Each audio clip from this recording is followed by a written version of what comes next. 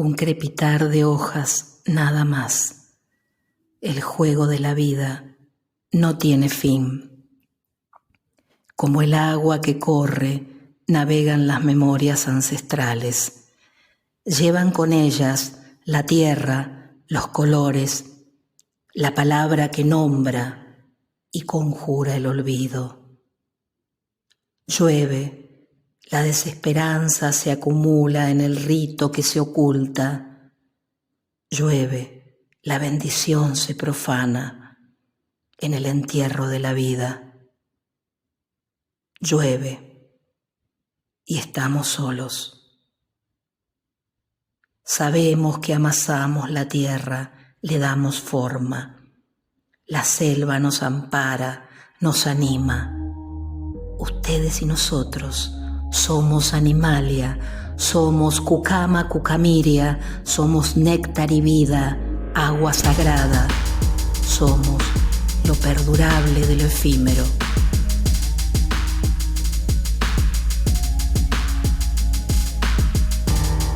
Bueno, buenas tardes. Vamos a dar inicio a esta exhibición de cerámica animalia Cucama Cucamiria. Y antes de dar inicio a esta exhibición, le vamos a ceder la palabra acá al rector de este Instituto Superior del Profesorado, doctor Joaquín Víctor González, conocido más familiarmente como el Joaquín.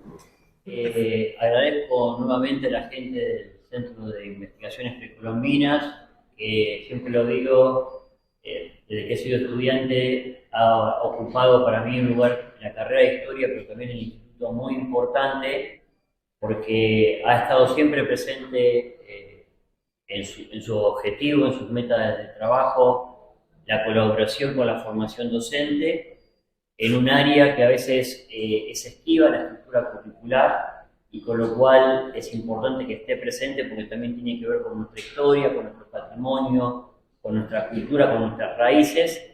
Y nuevamente está acá organizando esta muestra. Está la profesora Roquietti y el profesor Ponce, que son la profesora Victoria Fernández, que son parte de nuestra institución como docentes. Y nos parece muy importante que se pueda llevar a cabo esta muestra, que la podamos compartir dentro con nuestras carreras, con nuestros estudiantes, y se pueda ver también que hay otros espacios para vincular a las carreras con lo que se produce por la institución, en la institución y más allá de la institución. Así que bueno, estamos muy contentos de dar inauguración a la muestra, esperamos que tenga una amplia difusión, desde el rectorado nos comprometemos a hacer la misma, y alentamos a que esta sea una de las tantas actividades que seguiremos haciendo a lo largo del año y de todo el tiempo que sea posible de nuestra parte, del Centro de Investigaciones, con los docentes de la institución, de la carrera y con todos los actores que siempre estamos vinculados. Acá está un compañero también, nuestro delegado, que siempre también ha sido compañero de Pisada y que también es parte de los vínculos que construye Joaquín, que no se agotan en nuestra institución. Así que bueno, le damos la bienvenida a la muestra y agradecemos que pongan en marcha una vez más. Desde esta mirada crítica, el arte popular puede pensarse como patrimonio vivo porque rompe con la solemnidad del arte ilustrado, al estar ligado a contextos cotidianos, festivos o rituales, más que a instituciones de élite. Encarna una estética situada, no universalista, que brota del hacer colectivo, de la memoria cultural y de la reelaboración simbólica que hacen las comunidades sobre su entorno. Resiste además a la reificación del objeto artístico, pues muchas de estas expresiones no están destinadas al mercado ni al museo, sino al uso simbólico, a la fiesta, al duelo, a la vida. Adorno, aunque no se refirió directamente al arte popular latinoamericano, ofrece con su crítica al sistema artístico burgués una herramienta útil para legitimar estas expresiones como portadoras de valor estético, político y social.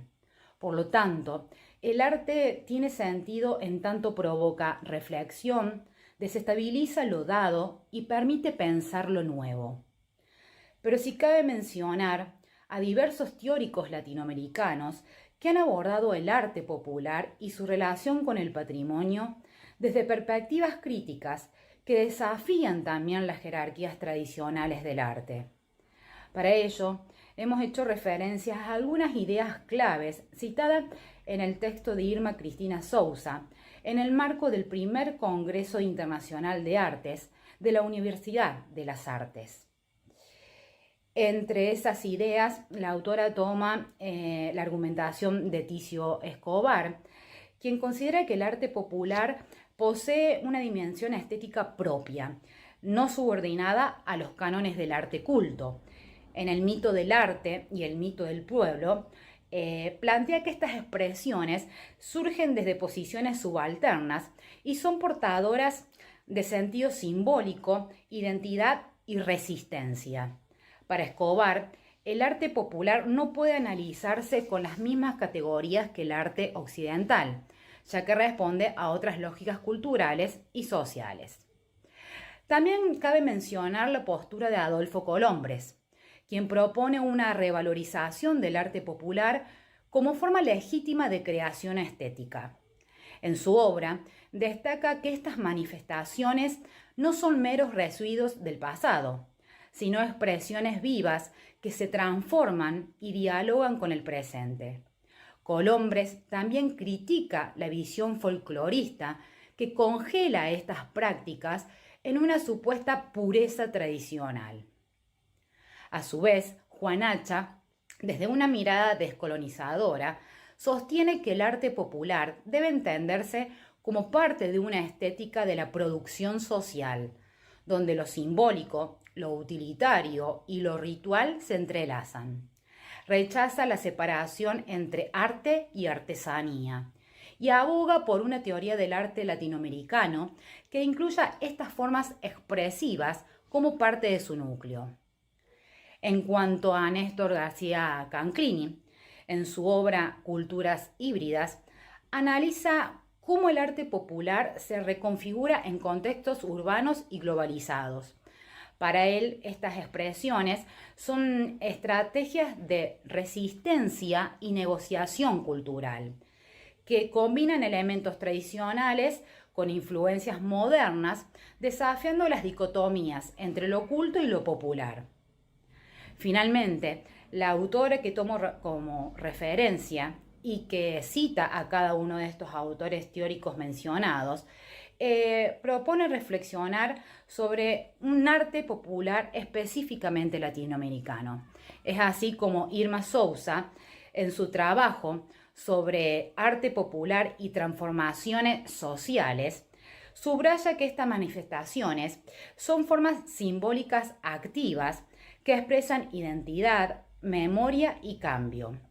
Destaca que el arte popular no está escindido de funciones sociales, religiosas o políticas, y que su valor patrimonial reside precisamente en su capacidad de transformación y resignificación. Entonces, ¿cómo estas ideas podrían aplicarse a un caso concreto de musealización? Es así como Irma Souza, en su trabajo sobre arte popular y transformaciones sociales, subraya que estas manifestaciones son formas simbólicas activas que expresan identidad, memoria y cambio. Destaca que el arte popular no está escindido de funciones sociales, religiosas o políticas, y que su valor patrimonial reside precisamente en su capacidad de transformación y resignificación. Entonces, ¿cómo estas ideas podrían aplicarse a un caso concreto de musealización? Es así como Irma Souza, en su trabajo sobre arte popular y transformaciones sociales, subraya que estas manifestaciones son formas simbólicas activas que expresan identidad, memoria y cambio. Destaca que el arte popular no está escindido de funciones sociales, religiosas o políticas, y que su valor patrimonial reside precisamente en su capacidad de transformación y resignificación. Entonces, ¿cómo estas ideas podrían aplicarse a un caso concreto de musealización? Es así como Irma Souza, en su trabajo sobre arte popular y transformaciones sociales, subraya que estas manifestaciones son formas simbólicas activas que expresan identidad, memoria y cambio. Destaca que el arte popular no está escindido de funciones sociales, religiosas o políticas, y que su valor patrimonial reside precisamente en su capacidad de transformación y resignificación. Entonces, ¿cómo estas ideas podrían aplicarse a un caso concreto de musealización? Es así como Irma Souza. Bueno, antes que nada agradecer primero las autoridades del profesorado, al rector Martín Cifuentes, a Cintia del área de biblioteca, bueno, el CIP en sí trabajando de modo organizado en otra ocasión y presentando una intervención museal, en este caso con la curadora Cecilia, que ha trabajado también para que se pueda apreciar el cerámico Pucama, del cual recién se ha comentado a nivel teórico general. Y también, bueno, estamos hablando de una nueva oportunidad de encontrar representantes del espacio educativo y entender el patrimonio en clave también esa mirada pedagógica del mismo. Como docentes y estudiantes de profesorado, hay que tener en cuenta la dimensión patrimonial también, en tanto que ella encierra los valores heredados de la sociedad. Por lo tanto, las identidades que son portadoras de las sociedades a través de esta materialidad o inmaterialidad que es preservada, que es protegida, que es salvaguardada, llamada patrimonio cultural como una categoría de análisis. En definitiva, el patrimonio cultural es un concepto y una categoría para el análisis y una herramienta también legal para su protección, ¿sí? Pero lo entendemos en tanto herencias socioculturales. Son herencias socioculturales que son transmitidas de generación en generación. Hay una viabilidad en la transmisión de la misma y nos llega al presente. Y bueno, según la importancia que se le dé en ese entonces, en ese momento concreto, a ese grupo humano, verán qué acciones podrán realizar para continuar con las prácticas. Justamente esta conferencia se llama Patrimonio y Sociedad, ¿sí? Y el cerámico Pucama haciendo reflejo de esta relación conceptual.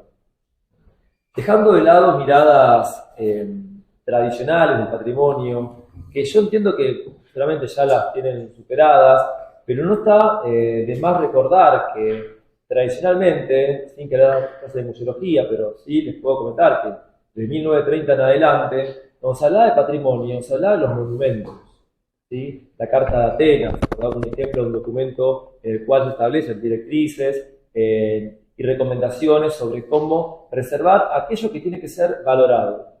Bueno, siempre bajo una mirada de lo que es preservado es lo grandioso, lo estético, lo relacionado con las élites o en todo caso con cierta identidad nacional que se busca formar desde los sectores que manejan el poder de los estados, de las élites de los estados, pero que no tenían en cuenta las voces de los subalternos, ¿sí?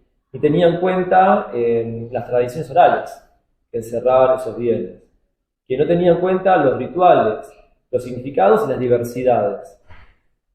En ese sentido, y a través del tiempo, UNESCO también es cierto que ha empezado a considerar y ampliar el abanico de categorías que van a ser reconocidas como patrimonio. Por dar mención, el patrimonio cultural y natural en el año 72 en París, pero en el año 2003, puntualmente, otra convención que como tal tiene un carácter que obliga a los Estados miembros de la ONU a adoptar acciones concretas para poder llevar a cabo políticas públicas que busquen preservar los bienes patrimoniales, restaurar o salvaguardar. Y en este caso, el año 2003, se incluye al patrimonio inmaterial.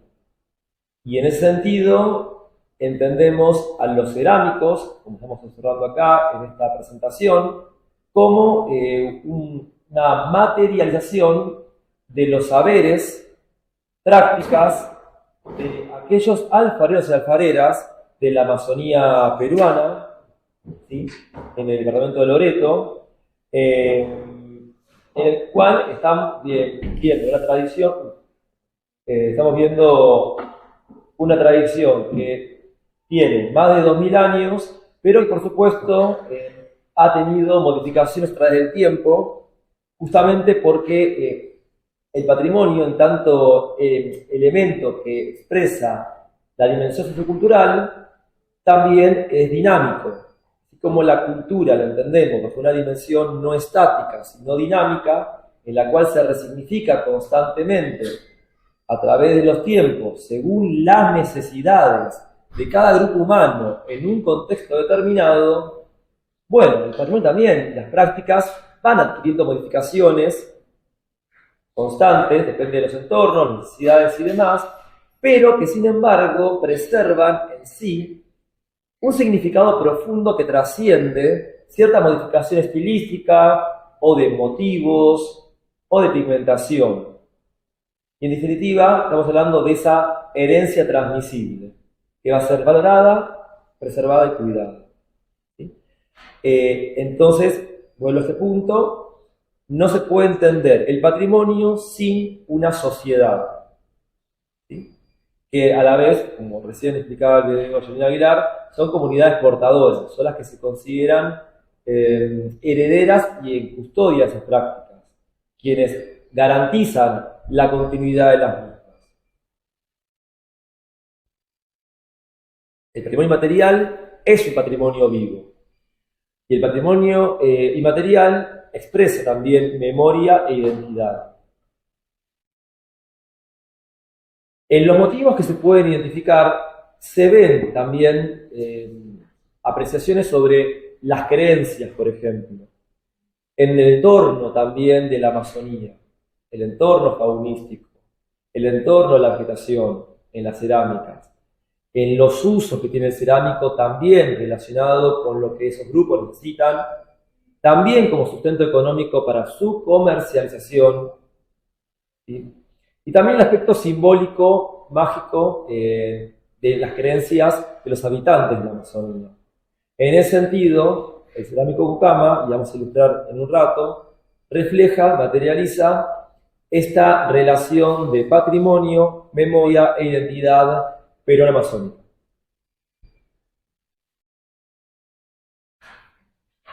Así que patrimonio inmaterial, hay una gran diversidad de categorías que la Convención 2003 se ha establecido. En este caso nos quedamos con los cerámicos. UNESCO declara patrimonios cerámicos también en esta categoría a nivel mundial. De hecho, hay un patrimonio también cerámico amazónico ya declarado patrimonio, ¿sí?, de la cultura. Bueno, acá no tengo, sí, el pueblo Aguajún, ¿sí?, ya, lo cual marca un antecedente, marca un precedente de que es posible que UNESCO le dé importancia en visibilizar una singularidad.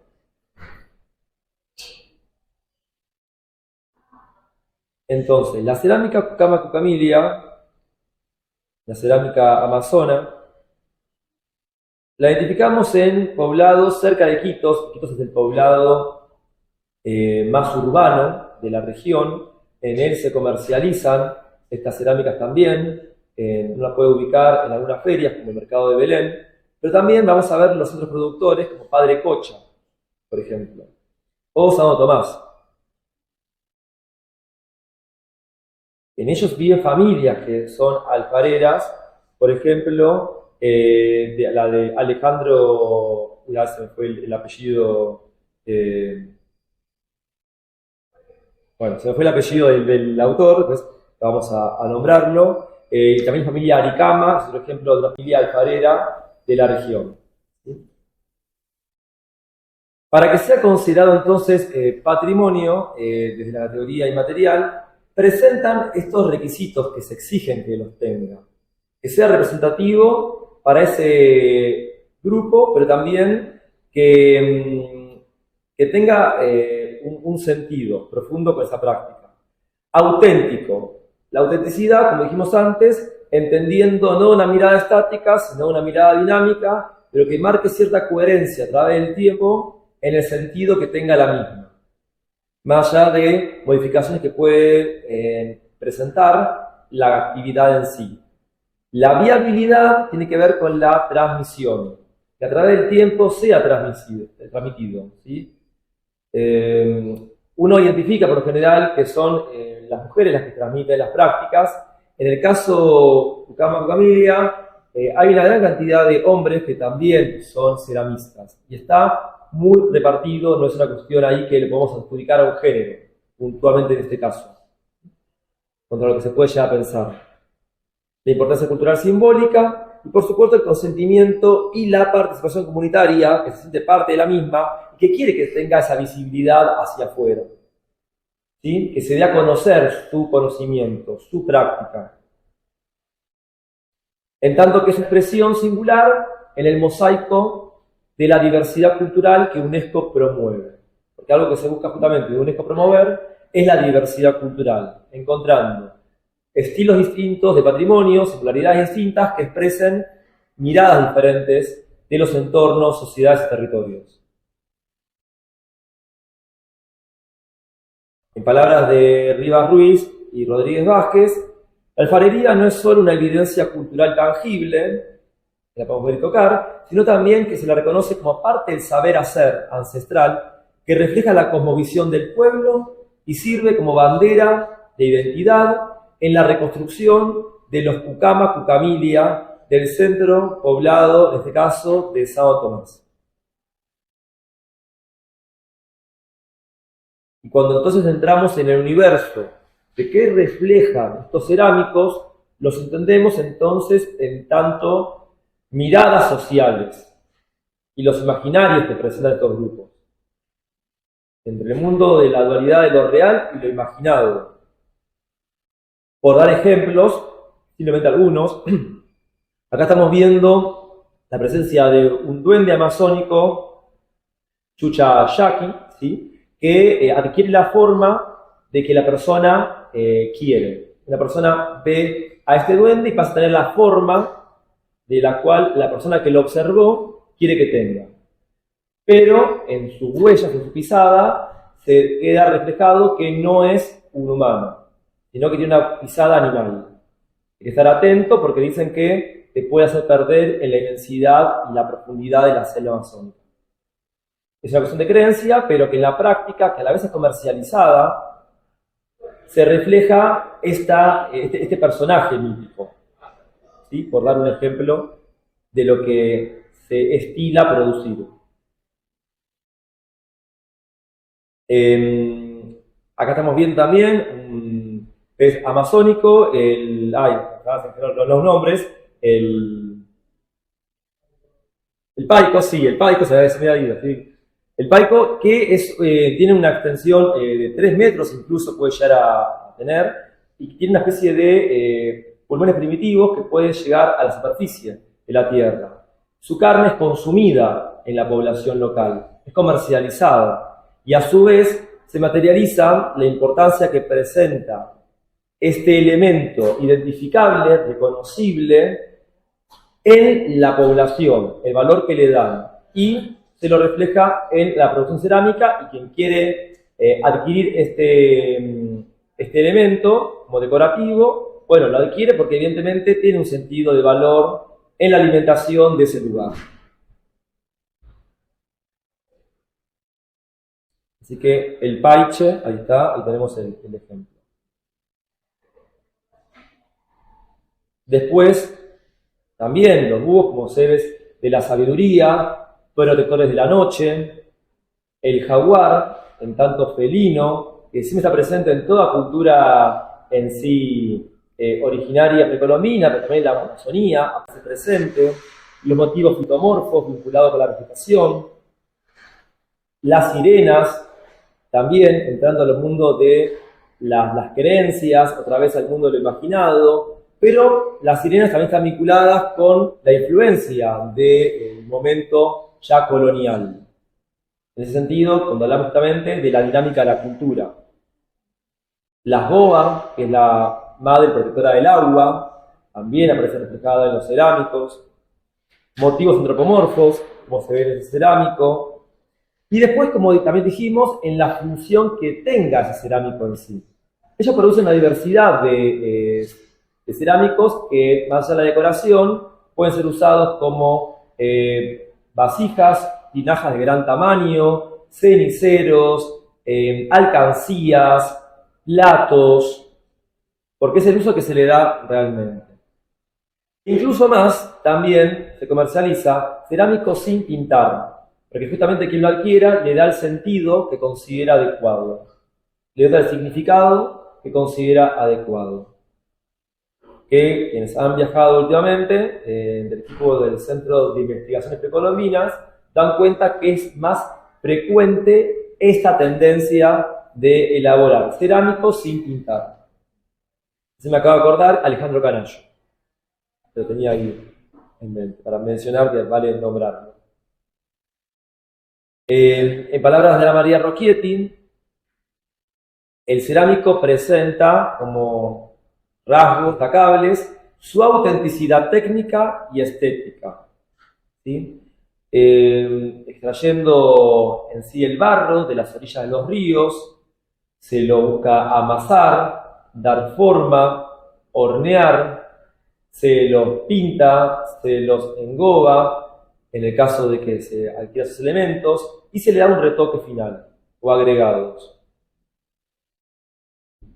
También una focalización en una animalística local. Vemos que muchos de estos motivos tienen que ver con el entorno amazónico, flora y fauna amazónica. Lo que se puede observar en sí, que sea representativo del lugar, y lo que tenga que ver con sentidos profundos simbólicos para estas comunidades, ya sea por identidades clánicas, ya sea por mitos creadores de las sociedades en sí. Vimos el ejemplo de la boa, que es un animal que en sí lo identificamos, pero a su vez también representa una continuidad de la vida a través del agua.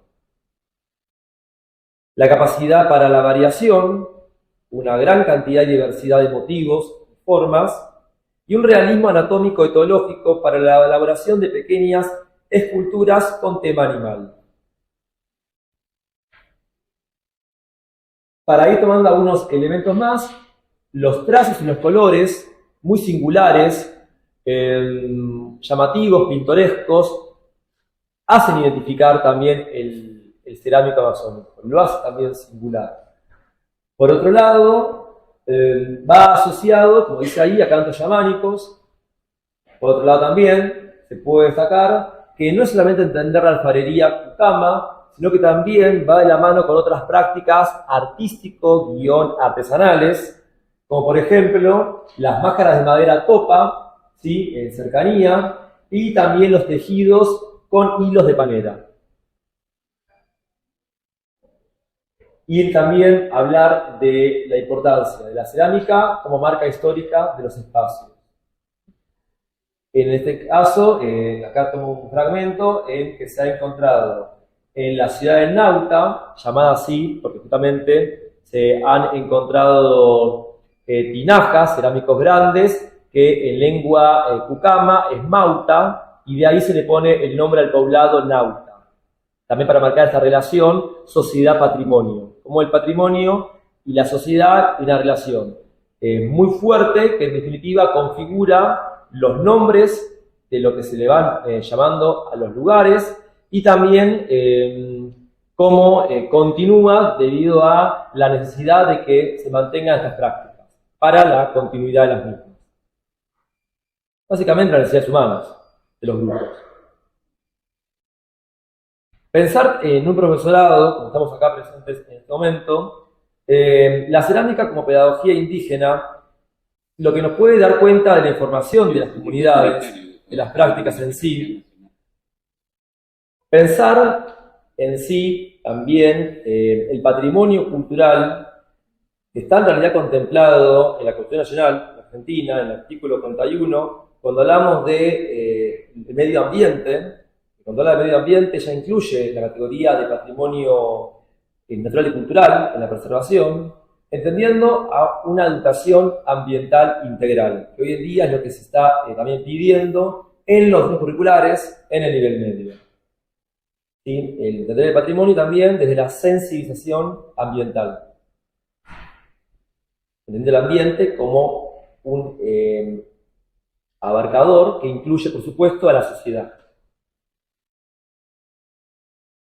Pero también entendiendo el aspecto museal del patrimonio. Y acá quería reflejar las muestras del año pasado que se han realizado. En realidad, esta muestra se hizo hace 2 años en la Feria del Libro, justamente con la presencia de Jorge Pisani, que está aquí presente, que hicimos en conjunto el CIP, justamente con el Sindicato de Trabajadores de Justicia y Telemetro, y con SUTUNAP, que es el Sindicato de Trabajadores de la Universidad Nacional de Enseñanza Peruana. Bueno, se ha desarrollado en un stand intersectorial la muestra de cerámico Pucama-Pucamilia. Pero también musealizando esta práctica de lo que es la pedagogía y en lugares de la enseñanza, bueno, la Universidad Nacional de la Enseñanza Peruana, el CIP, también ha desarrollado muestras de Pucama en las mismas, en este caso en la biblioteca de la Universidad Nacional de la Amazonía Peruana. El año pasado, en mitad de año, en el mes de julio, y este año nuevamente se ha realizado otra en el verano, en el mes de febrero. En este caso sí observamos cerámicos de gran tamaño, contenedores recipientes, y después cerámicos de tamaño pequeño, como lo estamos observando en este caso, ¿no? En esta muestra.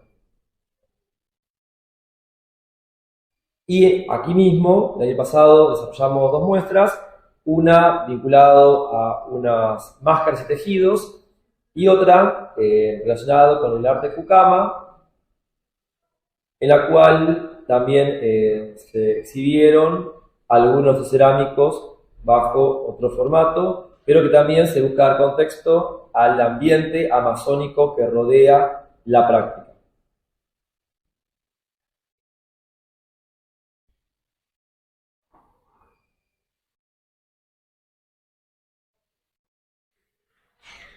Para cerrar esta presentación, vamos a dar estas concepciones finales, en la relación entre patrimonio y sociedad, que nos obliga a interrogar el modo en que construimos identidad, memoria y conocimiento.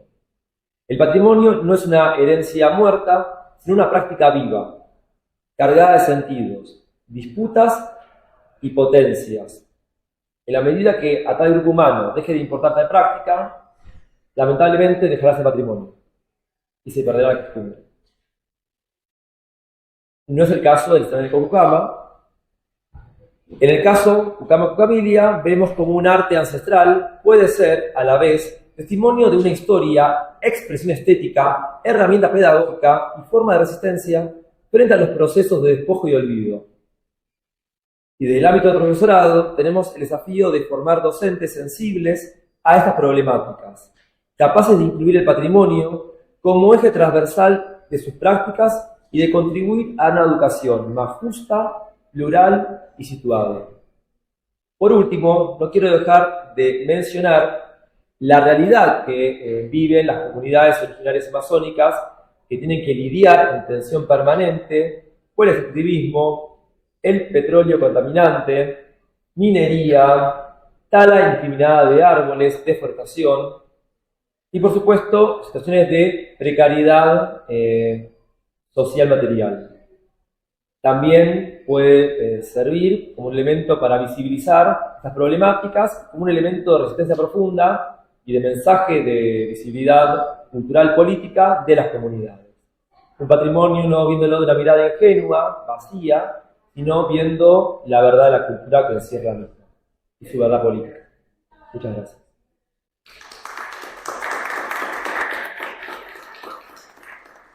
gracias a vos, Ariel, por explicarnos acerca. A continuación vamos a presentar a la curadora de esta muestra, Silvia Casamajor, licenciada en Artes Visuales por la Universidad Nacional de las Artes, profesora nacional de Pintura por la Escuela Nacional de Bellas Artes, por Cecilia Cardón. También es especialista superior en América Latina y también en problemas de la sociedad y la cultura, como en lenguajes artísticos contemporáneos. También, digamos, especializaciones obtenidas en el Centro de Pedagogía de Anticipación de acá de la Ciudad Autónoma de Buenos Aires. También es autora del libro Manos Originales. Le damos la palabra y también la bienvenida a Cecilia. Buenas tardes. Ante todo quiero agradecer a la institución, la hospitalidad, nos brindó para emplazar acá esta pequeña muestra. Y voy a leer un textito que preparé. Animalia versión Pucama-Pucamiria.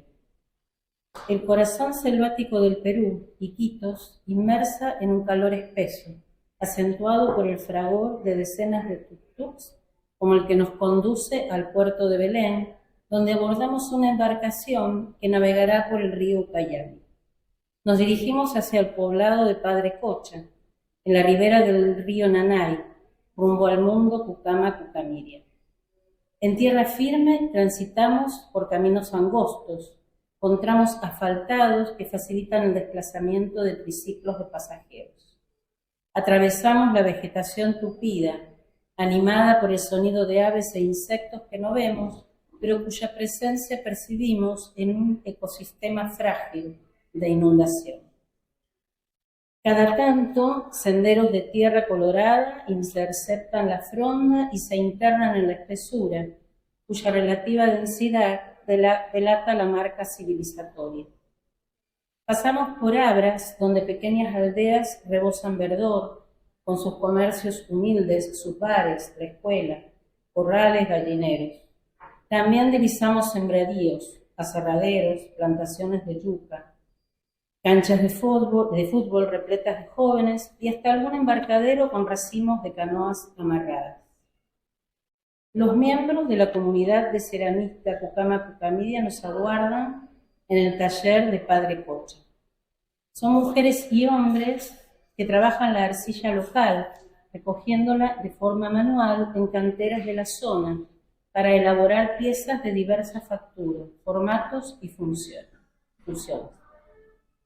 Nos comentan que en esta época del año, en que se dificulta el secado natural de los trabajos, la producción está menguada. Sin embargo, las estanterías de madera están pobladas de piezas. Entre ellas, las figuras zoomorfas sobresalen por su síntesis figurativa.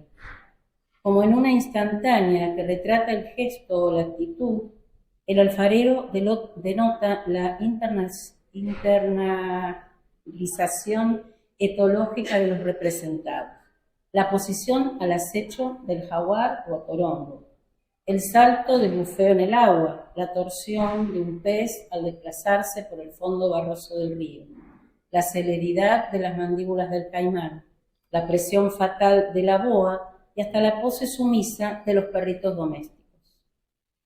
Estas creaciones, indiscutiblemente artísticas, tal vez constituyan, además, un singular repositorio, un inventario testimonial de los animales que cohabitaron durante siglos en una misma selva que parecía infinita, junto a los ancestros de los actuales Pucama-Pucamiria, acompañándolos desde un tiempo sin memoria en su peregrinar irrenunciable hacia el encuentro de la tierra sin mar.